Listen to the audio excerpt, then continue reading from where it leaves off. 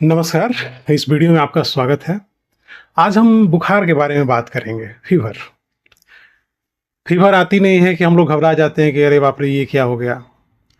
तो आप एक बात समझ लीजिए कि फीवर अपने आप में कोई बीमारी नहीं है। फीवर का कोई ना कोई कारण होता है, उसके पीछे कोई ना कोई पैथोलॉजी होती है। सामान्य तौर पे हमारे बॉडी का जो टेम्परेचर होता है वो 98 डिग्री फ़ारेनहाइट के आसपास होता है, 37 डिग्री सेल्सियस लगभग। जब आपका शरीर का तापमान सामान्य से अधिक हो जाता है, बढ़ जाता है, तब माना जाता है कि हमको फीवर हो गया है।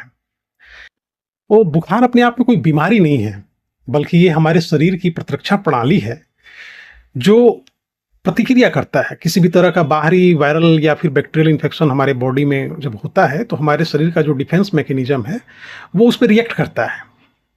रिएक्ट करता है तो उससे क्या होता है कि हमारे बॉडी का टेम्परेचर जो होता है वो बढ़ जाता है। तो बुखार आने के क्या क्या कारण हो सकते हैं, इसके बारे में हम लोग बात करेंगे। तो सबसे पहली बात तो ये समझ लीजिए कि बुखार जब आ रहा है तो इसका मतलब ये है कि आपके बॉडी में कहीं न कहीं इन्फेक्शन हो चुका है। और हमारे शरीर का जो एंटीबॉडी है वो हमारे किसी भी बाहर से आने वाले इन्फेक्शन से लड़ता है। तब बॉडी का टेम्परेचर वगैरह बढ़ जाता है। जैसे मान लीजिए कि सर्दी जुकाम हो गया, उसमें भी बुखार आता है। टॉन्सिलाइटिस की कंडीशन हो गया, उसमें भी बुखार आता है। तो ये सब कंडीशंस ऐसे हैं जिसमें कि अब जैसे कि टाइफाइड वगैरह का फीवर हो गया या फिर डेंगू का फीवर हो गया या फिर मलेरिया हो गया। तो इन सब कंडीशंस में क्या होता है कि हमारे ब्लड में किसी भी तरह के बैक्टीरियल या फिर वायरल इन्फेक्शन की वजह से जब ब्लड पॉइजनिंग होने लगती है या फिर ब्लड में सेप्टिसेमिया कंडीशन हो जाती है, तो उस कंडीशन में भी हमको बुखार हो सकता है। तो टाइफाइड वो एक ऐसा फीवर है जिसमें हमको कंटिन्यूअस फीवर आता है, लो ग्रेड का फीवर आता है, हल्का-हल्का बुखार बना रहता है, सर में दर्द बना रहेगा, बदन में दर्द बना रहेगा। तो ये सब जब स्थिति आए तो आपको समझ जाना चाहिए कि बुखार हमको हो गया है। अब फीवर की क्या सीवियरिटी है, मतलब कि वो फीवर किस लेवल का है, ये आपके बॉडी के टेम्परेचर से पता चलता है। तो बॉडी का टेम्परेचर जितना ही अधिक होगा, समझ लीजिए कि बुखार भी उसी ग्रेड का होगा। तो मुख्य रूप से बुखार 3 टाइप्स के माने जाते हैं जो टेम्परेचर के आधार पे अगर हम लोग बाँटें। सबसे पहला होता है आपका लो ग्रेड फीवर। तो लो ग्रेड फीवर में आपको 100 डिग्री फ़ारेनहाइट या फिर 38 डिग्री सेल्सियस के लगभग आपका तापमान बना रहेगा, तो ये लो ग्रेड फीवर में आएगा। उसके बाद आता है आपका मॉडरेट फीवर। तो मॉडरेट फीवर में क्या होता है कि आपके बॉडी का टेम्परेचर जो है वो 102 से 104 डिग्री फ़ारेनहाइट के बीच में रहता है या फिर मान लीजिए कम से कम 39 डिग्री सेल्सियस के आसपास रहेगा, तो ये आपके मॉडरेट फीवर के अंतर्गत आएगा। फिर आता है हाई ग्रेड फीवर। तो हाई ग्रेड फीवर में क्या होता है कि आपके बॉडी का टेम्परेचर 104 डिग्री सेल्सियस से ऊपर हो जाएगा और 41 डिग्री सेल्सियस लगभग रहेगा। और अगर 106 डिग्री फ़ारेनहाइट या फिर 41 डिग्री सेल्सियस से ऊपर का अगर फीवर आ रहा है, तब उस कंडीशन को हाइपरपर्मेक्सिया बोला जाता है। तो इन 3 तरीकों से हम जान सकते हैं कि हम लोग को किस टाइप का फीवर आ रहा है। अब फीवर जो है वो इस तरह से भी हम लोग देख सकते हैं कि अगर कोई भी फीवर आपका 7 दिन से कम का है तो वो एक्यूट में माना जाता है। अब 7 दिन से अगर अधिक आ रहा है 14 दिन तक, तो वो आपका सब एक्यूट के कंडीशन में आता है। इसके अलावा अगर 14 दिन से अधिक आपको बुखार आ रहा है तो ये आपका क्रॉनिक या फिर परसिस्टेंट फीवर के रूप में इसको हम लोग देख सकते हैं। तो इस कंडीशन में जांच वगैरह की जरूरत होती है। अगर लो ग्रेड फीवर आ रहा है, कोई हल्का फुल्का कारण है आपकी बॉडी में जिससे आपको फीवर आ रहा है, अगर मॉडरेट फीवर है या हाई फीवर है, तो हाइपर पैरेक्सिया की कंडीशन हो सकती है। तो कहीं ना कहीं मान के चलिए कि हमारी बॉडी में कोई तगड़ा इन्फेक्शन हुआ है। अगर किसी को 106 डिग्री फ़ारेनहाइट का फीवर आ रहा है तो ये मान के चलिए कि उसके ब्लड के अंदर सेप्टिसेमिया की कंडीशन हो चुकी है और उसको कोई तगड़ा इन्फेक्शन हुआ है। ये वायरल भी हो सकता है और बैक्टीरियल भी हो सकता है। जितना ज़्यादा ब्लड इन्फेक्शन होगा, यानी कि ब्लड में सेप्टिसेमिया जितनी ही अधिक होगी, बॉडी का टेम्परेचर उतना ही अधिक होगा और प्रचंड ठंड के साथ बुखार आएगी। तो अगर जिस बुखार में बदन खूब तप रहा है और भयंकर ठंड लग रही है, तो ये मान के चलिए कि कहीं ना कहीं तगड़ा इन्फेक्शन हुआ है। इसलिए इसको सेप्टिक फीवर भी कहा जाता है।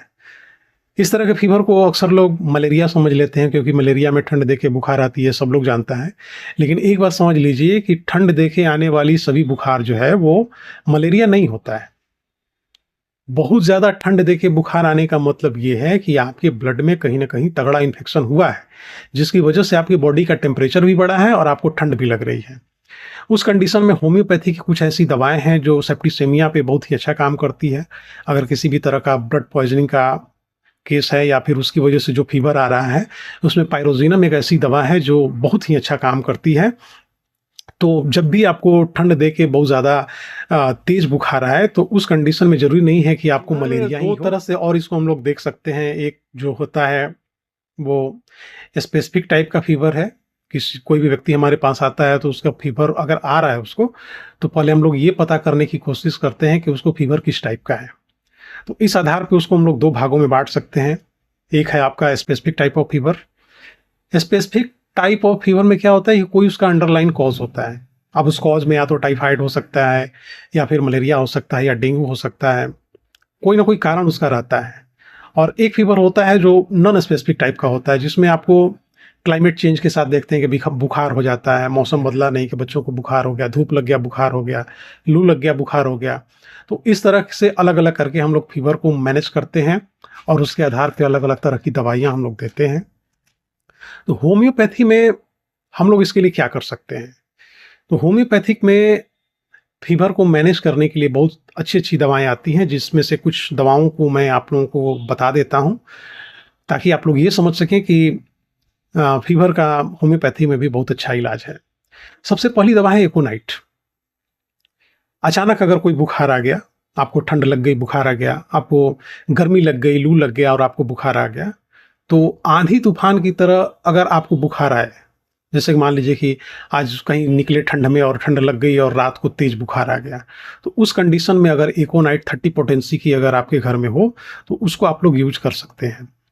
दूसरी दवा है बेलाडोना। इसमें भी होता है कि कोई भी बीमारी आंधी तूफान की तरह आती है। अभी बिल्कुल स्थिति ठीक थी, अचानक बहुत तेज फीवर आ गया, बदन पूरा तप रहा है, हाथ से उसको छू रहे हैं तो ऊपर से गर्म महसूस हो रहा है, सर में दर्द हो रहा है, बदन में दर्द हो रहा है। तो उस एक्यूट कंडीशन में हम लोग बेलाडोना का इस्तेमाल कर सकते हैं। तो होम्योपैथिक मेडिसिन बेलाडोना 30 2-2 बूंद करके दिन भर में 3 बार 2-3 दिन लेने के बाद आपका बुखार ठीक हो जाता है। तीसरी दवा है आर्सेनिक एल्बम। आर्सेनिक एल्बम बहुत अच्छी दवा है होम्योपैथी में। अगर मान लीजिए कि फूड पॉइजनिंग की वजह से आपको उल्टी दस्त वगैरह हो रहा हो या फिर उसकी वजह से फीवर वगैरह आ रहा हो, तो उस कंडीशन में आर्सेनिक एल्बम का इस्तेमाल हम लोग बहुत बढ़िया से करते हैं। या फिर सर्दी जुकाम हो गया, नाक से पानी बह रहा है, उस कंडीशन में भी आर्सेनिक एल्बम बहुत अच्छा काम करता है। उसके बाद अगली दवा है ब्राइनिया एल्बा। ब्राइनिया एल्बा का यूज़ हम लोग हर उस परिस्थिति में कर सकते हैं जिसमें बीमारी धीरे-धीरे आई। धीरे-धीरे आने का मतलब कि मान लीजिए कि आज आपको सर्दी लगी, कल नाक बहना स्टार्ट हुआ, परसों आपको सर्दी जुकाम हो गया, खांसी आने लगा, हल्का-हल्का बुखार आने लगा, मुँह का स्वाद बदलने लगा। तो जो बीमारी धीरे-धीरे हमारे शरीर में आती है, असर करती है, उसमें हम लोग ब्राइनिया एल्बा का इस्तेमाल करते हैं। अब जैसे टाइफाइड का फीवर हो गया, टाइफाइड भी धीरे-धीरे आता है और इसमें बुखार कंटीन्यूअस बना रहता है, थोड़ा-थोड़ा लो ग्रेड का फीवर हमेशा बना रहता है। तो उस कंडीशन में हम लोग टाइफाइड के केसेस में भी ब्राइनिया एल्बा हम लोग देते हैं। तो ब्राइनिया एल्बा का इस्तेमाल आप लोग कर सकते हैं। ब्राइनिया एल्बा 30 पोटेंसी में 2-2 बूंद करके दिन भर में 3 बार आप ले सकते हैं। उसके बाद अगली दवा है फेरमपॉस। फेरमपॉस 6-6 ये एक बायोकेमिक मेडिसिन है। इसका इस्तेमाल हम लोग तब करते हैं जब बुखार की पहली अवस्था हो या एकोनाइट और बेलाडोना के बीच की दवा है। अगर मान लीजिए कि अचानक आपको तेज बुखार आ जाए किसी भी कारण से, तो उस कंडीशन में आप फेरमपॉस की 4-4 गोली चूस के दिन भर में 3 बार या हल्के गुनगुने पानी में 4 गोली डाल के उसको घुला लीजिए और उसको आप पीजिए।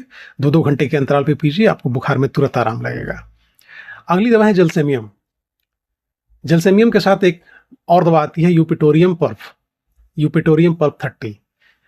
वायरल इन्फेक्शन की वजह से किसी भी तरह का बुखार अगर आता है, जिसमें बदन में बहुत ज़्यादा दर्द हो या अभी बरसात का मौसम स्टार्ट होगा, इसमें वायरस बैक्टीरिया एक्टिव होंगे, वायरल फीवर होगा, तो उस कंडीशन में अगर आपके घर में ये 2 दवा रखी है, जलसेमियम 30 और यूपिटोरियम पर्फ, तो उसमें ये दोनों दवा सर्दी, जुकाम, बुखार और बुखार भी वैसा जो पूरे बॉडी में दर्द जिसमें होता है, हड्डियाँ तक दर्द करती है।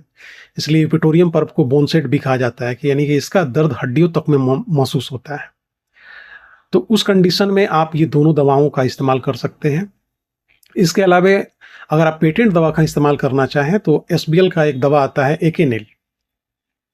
इसको आप घर में रखिए, जब भी आपको लगे कि आपको वायरल फीवर हो गया है, वायरस का अटैक हो गया है, तो इस दवा की 10-10 बूंद आधा कप गुनगुना पानी में डाल के दिन भर में 3 बार, या फिर सीवियरिटी के हिसाब से 2-2 घंटे पे इसको लगातार 1 से 2 दिन लेंगे तो आपका बुखार पूरी तरह से ठीक हो जाएगा।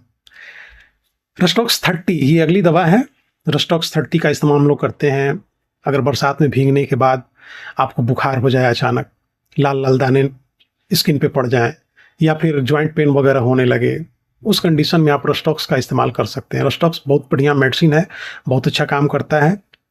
इसके अलावा भी होम्योपैथी में बहुत सारी मेडिसिन हैं जो लक्षणों के हिसाब से दी जाती हैं, और अलग अलग टाइप का फीवर है, जैसे टाइफाइड है, डेंगू है, मलेरिया है, तो उसमें होम्योपैथिक अप्रोच कुछ अलग ढंग का होता है। उसमें हम लोग कंडीशन के हिसाब से, मरीज की स्थिति के हिसाब से अलग अलग दवाएं देते हैं।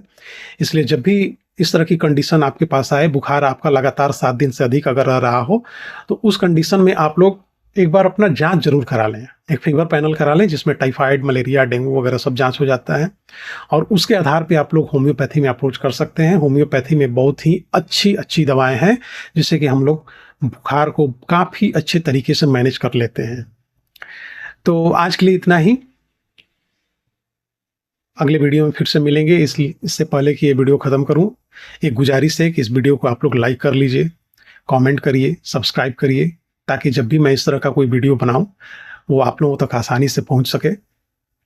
तो स्वस्थ रहिए, मस्त रहिए, अपना ख्याल रखिए। नमस्कार।